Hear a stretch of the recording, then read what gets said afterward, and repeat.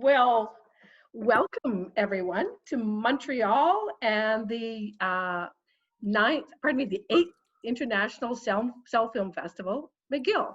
My name is Claudia Mitchell, and I'm the director of the Institute for Human Development and Wellbeing. And we're delighted that this event is here. It's happening. I'm going to turn it over right away to Marjorie Bocage, who is going to bring an acknowledgement and blessing to us from all the way from Treaty 6 in Saskatchewan. She's a filmmaker herself. She's the co-founder of the Aboriginal Film Festival, and she's a judge here tonight as well. So Marjorie, with all your hats, I open it Yeah. to you. Well, I got no hats on right now, but Tansi and greetings from the Métis homeland in Duck Lake here where I'm sitting. I would like everybody, wherever you are, to take a minute to acknowledge the ancestors of the land where you are. They are the keepers of the memory of this land, and they were the ones that welcomed all your ancestors here as well. So just take a moment to do that and to say thank you, and to remember all that we have is because of them. And this is also a time to be grateful for all the creators of these works that are part of this festival, and for all the creators in this time that have been sharing their stories and their lives, because that is what keeps us going. Our stories are medicine. We make medicine for each other when we share our stories, whether it's film or song or poetry, music. It's been happening throughout this pandemic, and it's been helping people through. And so all the gifts that you have offered are part of this time that we're celebrating today, and the work that's been created for this festival. Uh, what do we want to do with cell films anyway? You know, like why cell films? And that's the media is so full of uh, messaging, and so how can we take this form, in a short form, to say something important to us in a way that means something to us? And that's part of the discussion that we had in this jury selection, is to to look at how we're influenced by what's around us, and to question what's around us and the messages that we receive. Um, there's all the things that people want us to believe, and the things that we believe are not always the same thing. And people don't have all the same resources, and they don't have. There's a lot of inequity in the world, and yet everybody still manages to communicate through the medium. So we're going to share what we have seen, and why these things are important. So thank you for being here, and I know you're anxious to see what happened to my film. So thank you.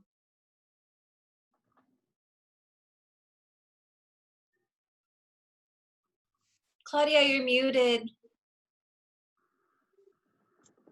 Thank you. This may happen several times during the night, so call out.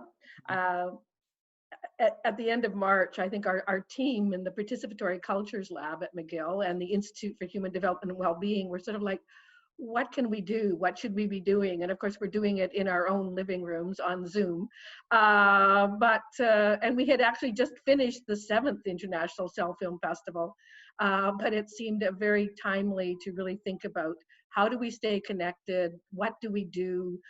What could our little group do to support something that would, I think, recognize the notion of distancing and what those challenges might mean. And so we thought, let's have another Cellphilm festival. And we put out the call on well-being in the time of distancing.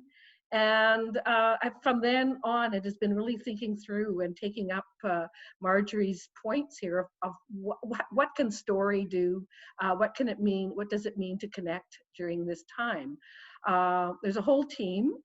We were also delighted just as we were coming into this, we have a group of 7 interns from McGill working with us, and 2 of them have really taken the lead in this project, but everybody has been involved. And I want to mention Colette Anton, who really has been the key facilitator of the festival, working on so much of the design and communicating with so many of you. And she's going to take over for facilitating this event, but also to recognize Joy Hannon, who has been so actively creating posts on Facebook and getting the word out. And I know many of you have seen her beautiful posters over the last couple of months.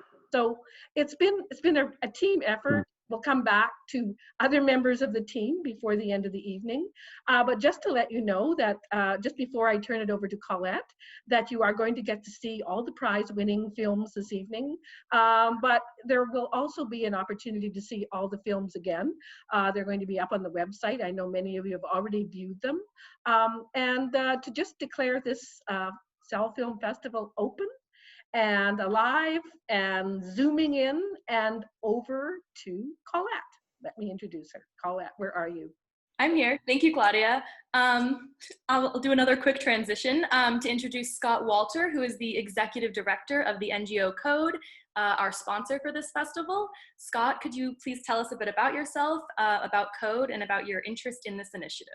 Thank you. Thank you very much, Colette. So I'm the Executive Director of Code.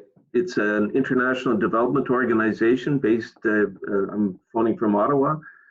We work mainly in Africa, and our focus is to work with partners to improve the quality of education. We see education as the foundation for economic prosperity, for peace and security, so the whole path to a better world.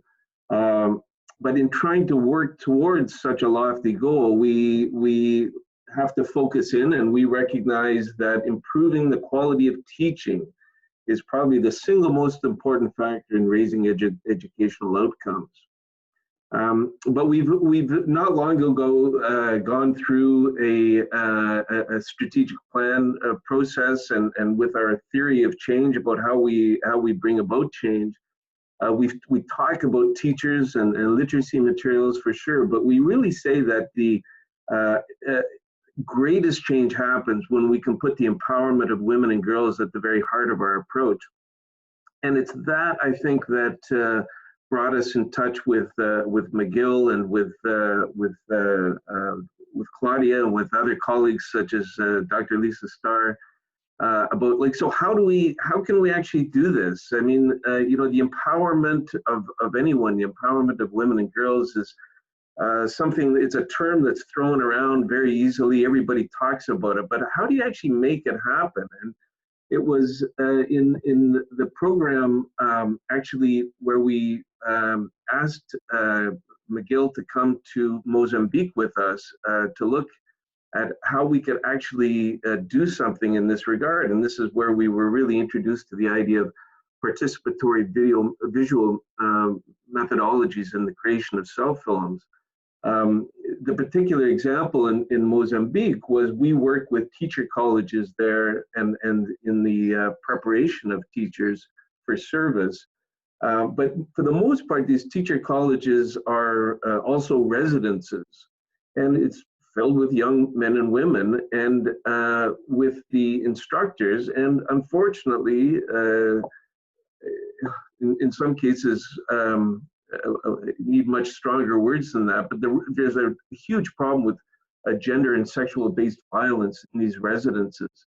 And so it was actually the Cellphilms and the participatory visual methodology that was brought in as a tool to empower the students so that they could use these films. I mean, it was fun, it was excitingly, but it really gave the students a tool to raise what are very difficult and sensitive subjects, almost taboo subjects, and to create conversations around this. And that then opened the door to looking at ways to address and ameliorate and change, bring about change. So that was my introduction.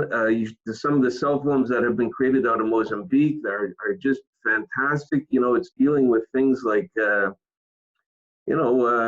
grades for sex and kinds of things which are unfortunately somewhat standard in other parts of the world. But the Cellphilms, it was just, I guess what I still find so amazing, it was just such an empowering and concrete tool that was put in the hands of students, and they loved it. So we're so proud to be part of this. We're proud to be colleagues with McGill. We're also working with them in other places such as Sierra Leone. And when the invitation came to be part of this, which I had no idea until more recently, that this in fact was the 8th annual festival. So what a pleasure to be part of this. And I've had a chance to look at, I think, most of the films. And man, we got to bring you all over to Mozambique so we can have a film festival there. So I'm really looking forward to seeing the comments and watching the films again. So thank you very much. Thank you so much. With that being said, I think we're going to transition into viewing our third place video, which is our experiences during the lockdown, produced by Young Girls Leading Change.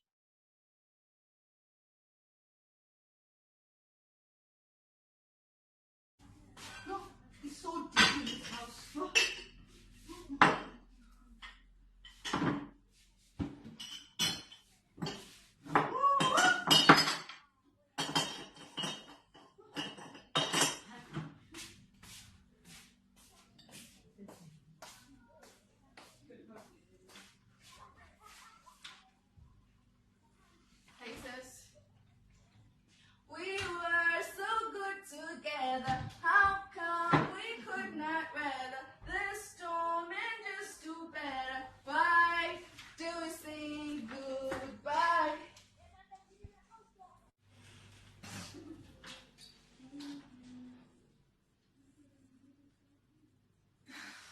Excuse you. You're not hungry? Just bored. Go watch TV some more.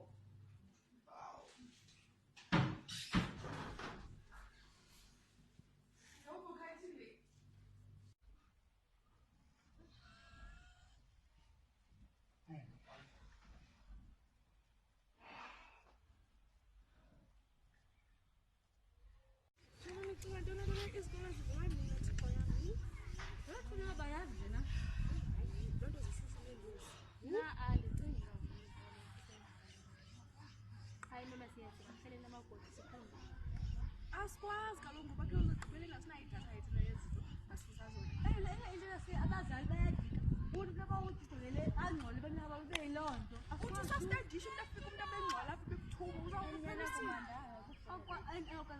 uzawukumhlala ukwazi abagazi basabendanzima ndabakholisa amen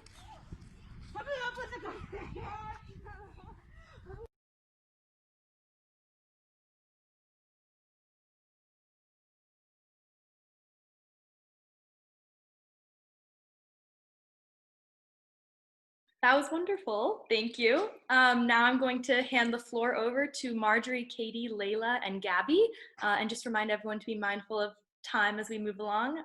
What were your thoughts on the film, guys? I can start us off.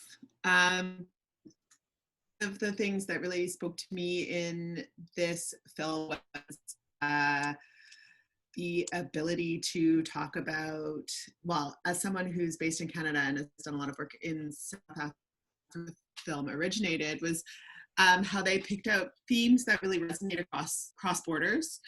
And as well as we're able to sort of show some of the distinctness of how that experience might take place in the South African context. So that was something that I really enjoyed about the video as well.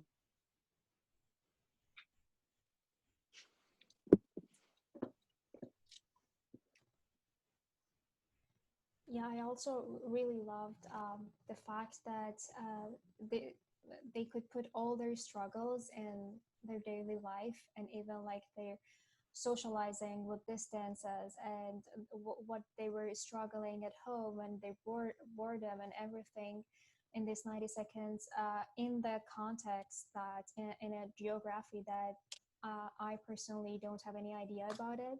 So that was very interesting about that film for me. Gabby, do you want to share your thoughts on the film? No, wait, am I muted? No, I'm good. I thought it was great because it did show like the struggles that South Africans are going through, but also like that's what other people are going through. A lot of communities are suffering like food shortages and, you know, being bored because there's nothing to do. So I think it's good because it's showing you what's actually happening right now. So I thought it was a great Cellphilm. Thanks, guys. Now we're going to go back to Katie McEntee, one of the founders of the Cellphilm Festival and co-editor of the book, What's a Cellphilm? Katie, would you share a bit about your work and your thoughts on cellphilming as a medium now and in the future? Yeah, okay. And I wrote some notes and I put them on my phone. This is the first time that I've ever done that. So as Colette mentioned, I was involved in basically organizing the first Cellphilm Festival, which shows my age a little bit. I was reflecting on that today and sort of thinking like, you know, we were really into then, we're still really into Cellphilms now, but we had so many questions about what cellphilming is, and we didn't really all we knew was that it was significant, but we didn't really know why. And then in 2015, myself and Casey Burkholder and Josh Schwab-Cartez started putting together the book that Colette mentioned, What's a Cellphilm, which was published by Sense in 2016. So I think this was a fairly ambitious project for a group of 3 grad students at the time. And it was a really amazing experience for us just to learn from colleagues in South Africa and Hong Kong and across Canada about how they were really conceptualizing cellphilms, and both in their research and their teaching. And I'm reflecting back on that moment and thinking about how in our introductory chapter, we wrote a little bit about Black Lives Matters and how that movement had started to use cellphilms or cell phones, I should say, and cell phone videos to document the injustice that Black people were experiencing, anti-Black racism by police, and how Cellphilm method was really inspired this reconceptualization of the handheld device. So we explored how Cellphilm strikes and strives to sort of disrupt mainstream media, but we were also really careful to try to sort of measure our excitement about the method by also talking about, you know, cell phones aren't ubiquitous per se. There are gaps in who gets to own a cellphilm, who can afford data, as we saw in the 3rd place winner. So we really kind of wanted to keep these issues in mind, and now, you know, when I think about 2011 when the first festival was on, and then 2016 when the book came out, and then think about all of the submissions to the festival this year, which I really enjoyed watching. I'm really struck by clarity in all of the people who submitted this year and their messages, and their ability to weave these multiple and intersecting issues together into like a 90-second video. I mean, that's amazing. And I'm just in awe of the people's reflections, their teachings and learnings about the land and society. Time came up a lot, and values, and sort of how we've revalued things during COVID. So I think what I'm going to take from this experience is really an appreciation of how people have used their phones and used self-filming in particular to reflect on our surroundings and make sense of all of the major, but also the minor things that are changing all the time for us right now. And I really want to continue to think about and listen and learn from young people, leaders like Gabby, for example, in our life, as well as Black and Indigenous and other people of color who are using cell films to speak out about injustice, and in particular about systemic racism and white supremacy, because I think that these are huge changes and shifts in the world. And I think we have a lot of inspiration out there and tools probably sitting within arm reach of us right now to speak about that. Thanks, Katie. Good transition, I would say, into our second place video, Circa Diem About a Day by Emily and Sunny Liang.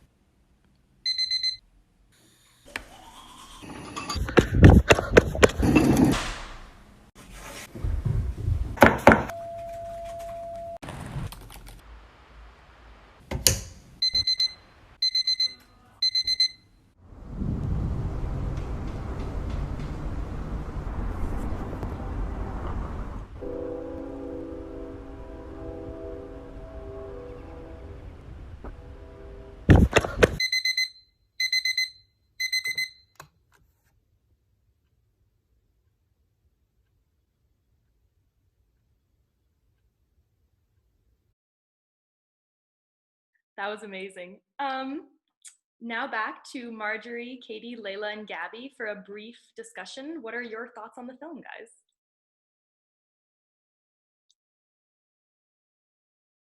I think it really captures without words, just using silence and the natural sounds and the beeping of that sense of being isolated and alone and repetitive, and the monotony and everything that a lot of people have been living in this past time. It's just one of those that stood out because it didn't try to explain anything.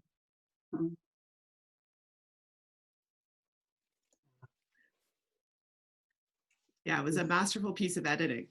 Mm-hmm. And I remember when we were talking about it, we were struck by the silence. And I think, Marjorie, you were the one that really brought that to our attention as a judging panel, the use of silence along with these sort of close-ups and sound that made it so striking. Mm-hmm. Layla or Gabby, anything to comment? Yeah, go ahead, sorry. Oh, sorry. I thought it was well edited, and then it shows like everyone's like new normal because no one's going to work, no one's going to school. So I thought it was well edited and showing reality now. Yeah, same. I agree with all what you said. It was an amazing editing that put together the silence and just the sounds without himself talking. So, but still clearly and deeply communicated the message. I wondered how he made the clock go backwards. Yeah, that was pretty cool. Yes. Yeah. Thanks, guys. Now for the long-awaited reveal of this year's first place cell film, Imperial by Alexa Ahuja and Kevin Asen. In Chinese, yellow sounds like king. Honor as one stands connecting the three horizons, heaven, man, and earth. but to you my yellow is sick. My yellow crawls, creeps, and kills.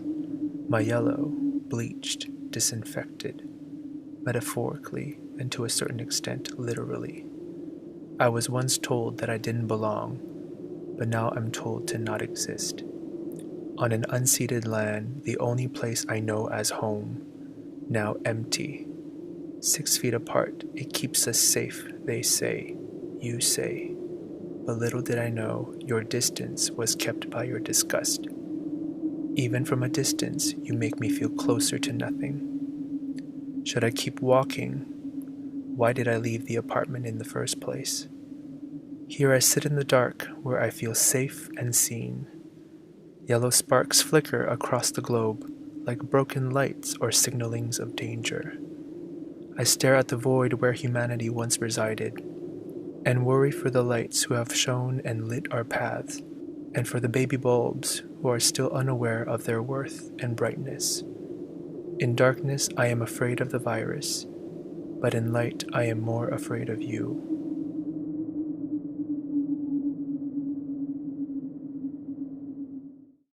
Wow. Now to hear from the judges about why this video was awarded first place, and to welcome and congratulate Kevin and Alexa on such a wonderful film.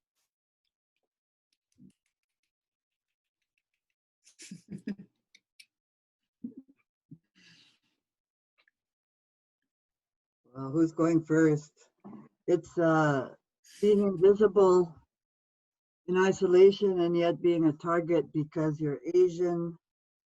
You know, people were saying the virus came from China, so you know, go, you're not welcome, and just that whole poetic acknowledgement of difference and how it's lived by different people of color in this country, how the that critical analysis is so important in this world, that not everybody's the same. Not everything's going to be okay. We're not all right together because we're not all together. And those are statements that we keep getting in the mainstream media, but the fact is it's not so for everybody. And I really appreciated this honesty and analysis of this work. And I see Kevin is here. I was wondering, Kevin, would you like to give us some feedback on your film? Hi, well, thanks for having me. So I'm here representing both Alexa and myself. So Alexa, unfortunately, can't be here tonight. Yeah, I mean, this whole opportunity to create something was excellent for us to kind of, especially for me specifically, to express some of my own worries and fears. You know, living in a predominantly multicultural city has made me feel quite safe in general. Although on a daily basis, I experience blatant racism and microaggressions, but more so during this time. And upon reflection in creating this piece, a lot of worries and fears and anxieties have kind of resurged, especially during the time of COVID. So I think for us to create something to express that, not only to bring attention or draw attention to this particular experience, but also to just kind of open the door to more conversations about other types of discrimination, inequalities, and inequities. Well, thank you for using your voice. So thank you. Thank you so much. Now I would like to introduce Gabby Daniels, a member of the Young Indigenous Women's Utopia from Treaty 6. Gabby, if you could speak a bit about your role in the organization and about youth activism through film.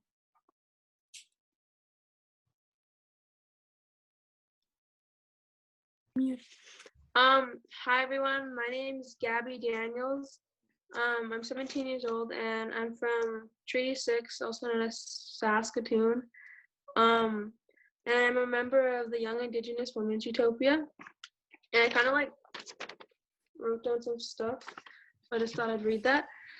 The Young Indigenous Women's Utopia focuses on bringing light to systematic racism, sexism, and gender-based violence and the situations that girls from Saskatoon, Saskatchewan experience. Our group was formed in 2017 with 17 girls, and it's now 2020, and we only have 6 girls and 2 mentors. We've made a Cellphilm before, and it showed gender-based violence and like just what we're experiencing here. And it was in the film festival in 2018, and we won second place. So thank you for that. And filmed activism. So like what I said, Cellphilms. For our group, Cellphilms are a really great way to help us get the message out and help us to like communicate, because not a lot of people like to just talk or just like to talk in group because you're shy, and that's like fine. So we always make Cellphilms. We've made a couple just to get our message loud and clear, and yeah. So thank you for inviting me, and yeah. Thanks, Gabby. Now we would like to show our winning film from the children's category, age 14 and under, Changing Perspectives by Kendra Lake. COVID-19 has majorly impacted everyone. COVID is expected to lead to more suicides in 2020. This hasn't been easy for anyone, but we are strong and we can do this together. And remember, this is only a small part of our lives compared to the rest of our life. In years from now, kids will be learning about COVID. Then we will remember all the memories we made, all the forts and movie nights we had, all the adventures we went on, all the gardening, going outside, bikes, and long walks we went on, all the baking and cooking we did and learned to do, all the family game nights we had, all the arts and crafts and hobbies we did, all the little gifts and presents we made for others. And through it all, right now is a time to be grateful. Grateful for our health, better bonds, being able to go outside, and time to reflect and find ourselves. Even for the smallest things in nature, things have changed. But what everyone needs to know is that we are all in this together.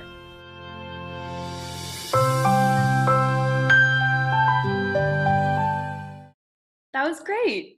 Now back to Marjorie, Katie, Layla, Gabby, and our winner, Kendra herself. I was wondering if Kendra maybe first wanted to say something about her film? Okay. So it's really hard for a lot of people right now. I wasn't able to see my dad for 9 weeks. And before that, I haven't seen him in like a week. So that was really hard for me. But I really wanted to like focus on the positive things, because I know it's like hard for everyone. And I just wanted to keep like a positive message out there, so that everyone like knows like it's not easy for any of us. This is like this is hard, but it's not going to last forever, and it's only like a small part of like our life compared to the rest that we still have. And like it won't last forever, and it's hard, but we can get through this if we all do it together.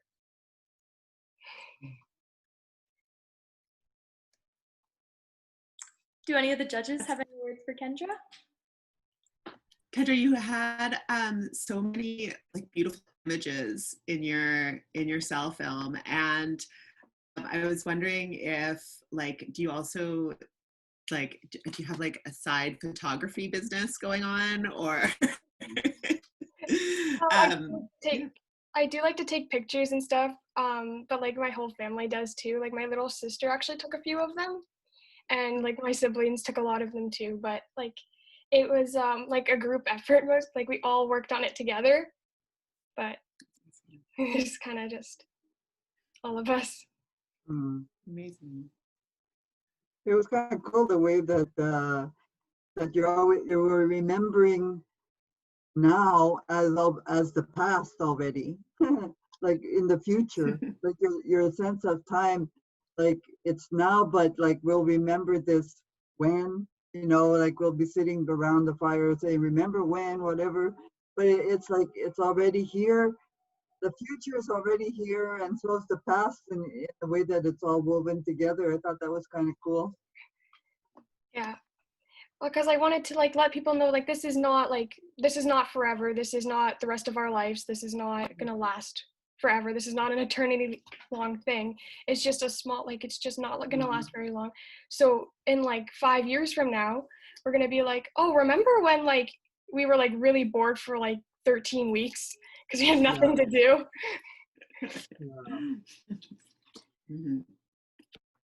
Awesome. Thanks so much. Oh, does anyone else have anything that they would like to say?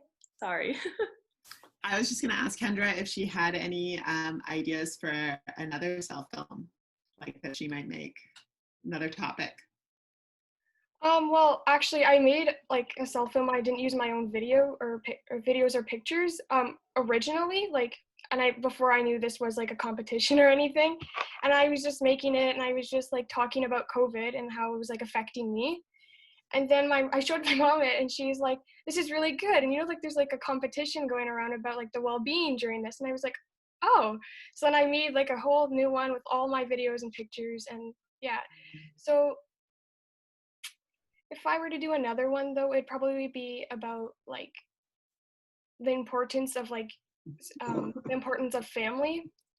Like the importance of like staying connected to your parents, grandparents, cousins during this time. Amazing. Can't wait to see it. Thank you so much. Now, if we can transition again, we would like to introduce Layla Zia, the content manager for the Storybolt Film Festival. Layla, if you could just speak a bit about the collaboration between Storybolt and the Cellphilm Festival, as well as potential plans for future growth. Of course, yes. Thank you. And first of all, congrats to all our winners. It was great. We had really tough times choosing between all the Cellphilms. They were all so great. So as Colette mentioned, I work as the content manager at Storybolt, which gives me the privilege to watch so many documentaries every week and be connected with lots of incredible filmmakers. Our approach at Storybolt is to connect real life stories to today's needs, concerns, and desires. So we connect documentary filmmakers to organizations and help them starting conversations around diversity, equity, and inclusion topics in their workplaces. I personally have always loved stories, and I have the weird thirst of hearing about people's everyday life, their daily struggles and joys. So basically that interest, along with my experience in educational works and my business background, connected me to Storybolt. We mostly look for stories from marginalized communities at Storybolt around the topics that may not be so comfortable for everyone to talk about, but still are very crucial and important to talk about. Like topics like gender gap, implicit bias, LGBTQ inclusion, and mental health. So we always invite documentary filmmakers around the world to share the stories that they witness with us. But when pandemic started, everyone around the world was facing something very new. All of us began to live a life that we never had imagined that we'd survive. So at this point, Storybolt started a film festival and encouraged filmmakers to share their own and others' experiences during the pandemic. At the same time, we saw that IHW at McGill has the very same festival, but not through the lens of professionals, but the eyes of people like ourselves, the public. And we thought that would be a great opportunity for collaboration as it gets us closer to individuals' point of views, concerns, and daily habits. So I personally am a huge fan of closing the gap between professionals and the public in any field. I believe that's how practices take place in their daily life. So we as non-professional storytellers, we need to find easy ways to share our stories with others, and visual storytelling activates almost all emotions in the brain and enable us to empathize, be curious, and connect with what we're watching and hearing. So I think because of that, cell films are great mediums to share these experiences. And talking about shared experiences gets us closer to each other and helps with the increase of inclusion and sense of belonging. I am thrilled with the variety of cell films that we received, as I said before, and I'm very proud of all our participants and their courageous deed of sharing their films. And I encourage them never to stop doing so, because we really won't witness diversity, equity, and inclusion without speaking up and listening to other voices. And that's exactly why I hope this collaboration go further, and we continue doing these collaboration and connect these cell films that are made from public people to the professional filmmakers, and have more documented real life stories around the world. Thanks so much, Layla. Now we are going to show everyone our honorable mention for this year's Cellphilm Festival, which is Full Spectrum by Salima Punjani. So let's take it away.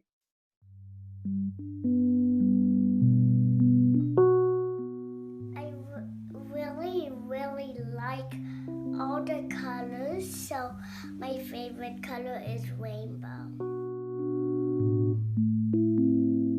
So in our family, we've been thinking about the rainbows as a way of communicating with our neighbors. Even if we can't see people, then at least we know they're there. In my community, the window rainbows are accompanied by the words, "We will get through this." And so the rainbows have come to symbolize for me the beauty and importance of human connection. Well, I was walking around looking at the rainbows, and I kept thinking about the pride flag because, of course, the rainbow for me is tied to that. And pride is this wonderful, terrible thing. It's something that allows us to feel like connected to the community, but it also stops the conversation and makes us feel like everything's going to be all right when sometimes, and for some people, it won't be. I hear people say everything's going to be all right through the pandemic. I wonder what the everything that they're talking about really means. Part of me thinks that they're talking about capitalism, and they're talking about how eventually we're just going to go back to doing the same things that put us in this vulnerable situation in the first place. It's a little scary. It's going to be okay. Feels like a skinned knee, where you get a little bit of dirt brushed off, and maybe even a kiss to make it feel better. It's a small reassurance that things will be okay. Everything's going to be okay. Well, that's just too big. That's just too broad, and everything was never going to be okay. When you lose control over what's going on around you, then you need complete reassurance and almost like the unconditional love of a parent, which is essentially what the rainbow does, I think. What I've been reflecting on is how I think the rainbows for a lot of people are a marker and a way for people to share a little bit of hopefulness in a time of incredible uncertainty, overwhelming uncertainty. We don't know, and we're forced to rethink the way we do everything. And that confrontation means that the possibilities are endless for how we imagine a new normal, for how we envision a post-pandemic reality for people.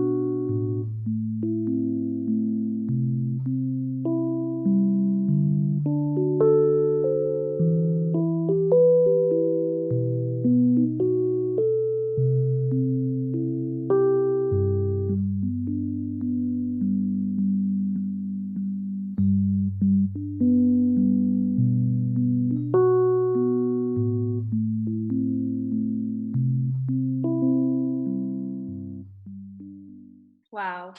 And now back to the judges.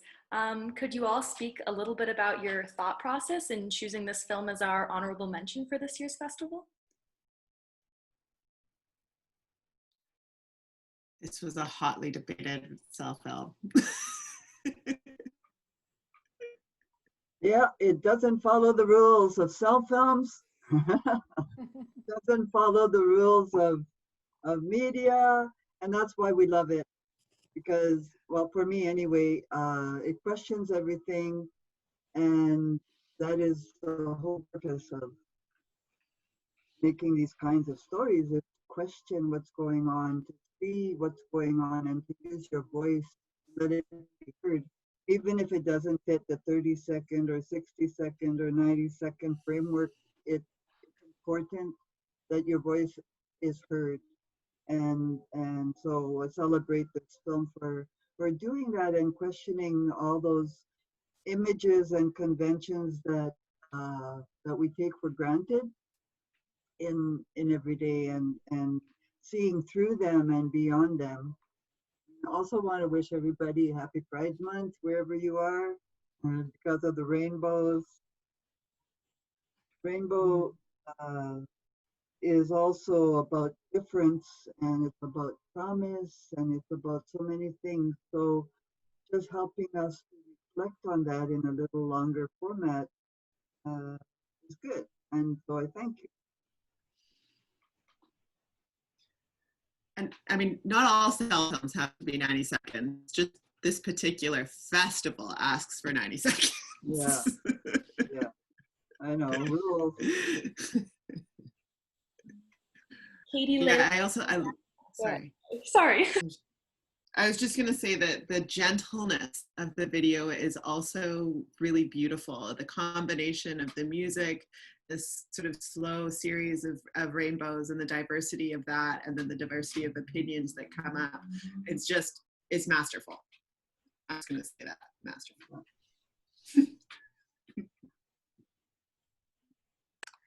Yeah, Layla or Gabby, if either of you have anything to say. Yeah. Sorry again. Go ahead, Gabby. No, you can go. Yeah, Marjorie and Katie mentioned everything beautifully. What I really liked about this film was exactly in the gentle way, and with pictures of rainbows, still it was talking about the concerns and the struggles that everyone has.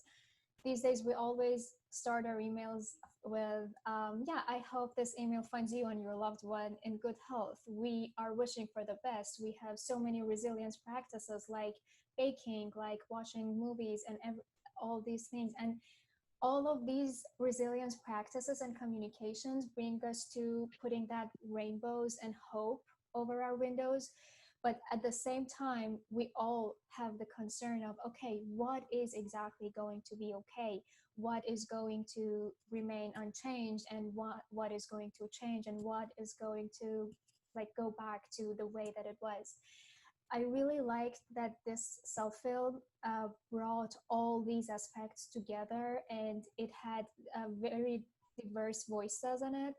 So I think that was worth to be honored. And Gabby, if you have anything to add.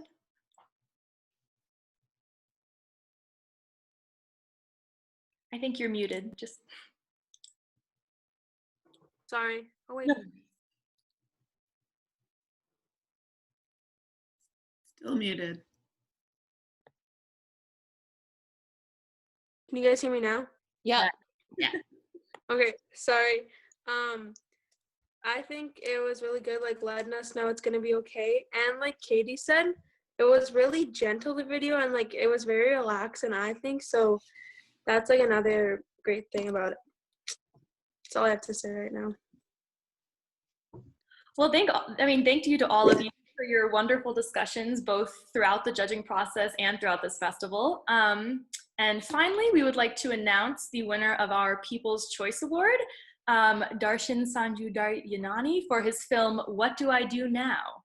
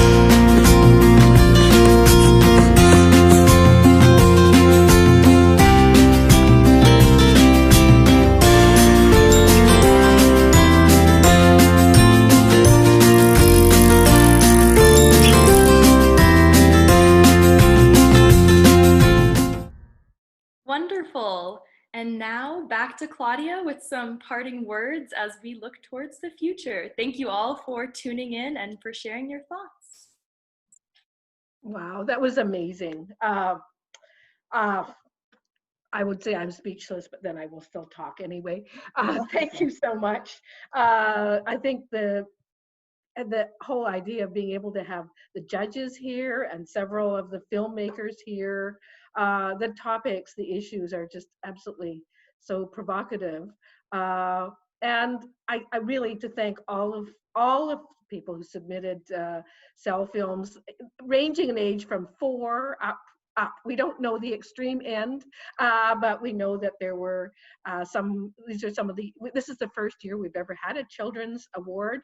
And really, I'd like to thank Josh Schwab-Kartaz, who actually produced a whole guide that's on our Cellphilm website, the festival, on how parents can work with children and so on. So really appreciate that. I would love to, so again, thank all of the people who submitted and families who supported these submissions. Thank you to our judges. We had a lovely opportunity to meet Marjorie and Layla and Katie and Gabby, but we had 2 other judges who couldn't be with us this evening, Casey Burkholder from the University of New Brunswick and Emily Prashad from Code. So you can see what they had a hard task, and they had to work across countries and on Zoom and all of this to come up with these winners tonight. So thank you very much. We hope that everyone will go back to visiting the Cellphilm site to show these videos again, to get the word out. These are amazing. They will be part of an archive of Cellphilms that we already have. But as Layla mentioned, we're also looking into all sorts of new initiatives that we hope that you will join us in. The partnership between the Participatory Cultures Lab and Storybolt this is our first initiative together, but we hope it will not be the last. We're looking forward to developing our next Cellphilm call. If you have ideas, suggestions, please email us. It will be taking place in the next few months. We're also, however, really developing, we're going to be pulling together some of the ideas from this Cellphilm Festival, and especially the themes on COVID-19 and well-being in the time of distancing, and are looking to put out some sort of a publication about this work, and of course how we develop the Cellphilm Festival. This is the first time we've ever had so many people to be able to help out, to develop media, to get the word out, and I think we will be coming back to some of the people who sent in Cellphilms to get more of their words about why they produced what they produced. And it was lovely having several of these submission of the Cellphilm makers here this evening. So I think it's getting deeper, but also going broader. And I think we're almost at the end of our evening. I'm totally delighted. I'm totally happy. There's a whole team of technicians that you haven't met this evening. Hani Sadati, Rami Gorgas, Anessa Banduran, Rasti, Emily Booker out in BC. Have I missed anyone? Avril Torres, Leanne Brown. No, I haven't missed anyone. I don't think I've missed anyone. And again, to thank Josh Schwab-Kartaz for his support in the workshop that we did at the beginning. So a cast of thousands, but an audience of millions in terms of where this work is going and where people are thinking about what could they do with their cell phone. And as Katie said earlier, it's probably sitting pretty close to you, close by. Oh, there, I just got a message. Oh, it says shut up. Okay, all right, it says time to end. Okay, but I think it's that idea of what could we do with a very simple tool. And right now, maybe one other final word, several of us with the interns are working on a project to kind of think about what could you do with WhatsApp in this time of COVID, or what could we do with very simple technologies to reach people who aren't normally able to doing art online or doing other kinds of things online. And yes, it takes some technology, but perhaps we could be much more creative about it when we think about one little cell phone and what could we do with it. Thank you to all the people from South Africa, the UK, across Canada, Northern Canada, from Nunavut, Montreal, Toronto, Iran. We have great representation here, and as I say, from right across the country. And if I've missed any countries, you can email me and say, add this one in, and we'll put it on the website as well. So thank you, everyone. As Layla said, stay well, go well, be safe. The messages of well-being are the most important messages that we can think about for ourselves, for the people around us, for our families, and to think about what this work might mean in terms of where we are in the bigger picture and how we stay connected to people and how we stay connected to issues, and the importance of really thinking about our neighbors, thinking about what's happening around us, and what can we do with a Cellphilm. So thank you. And it's 6:31, and we are saying goodbye, good night, and make a Cellphilm. Bye.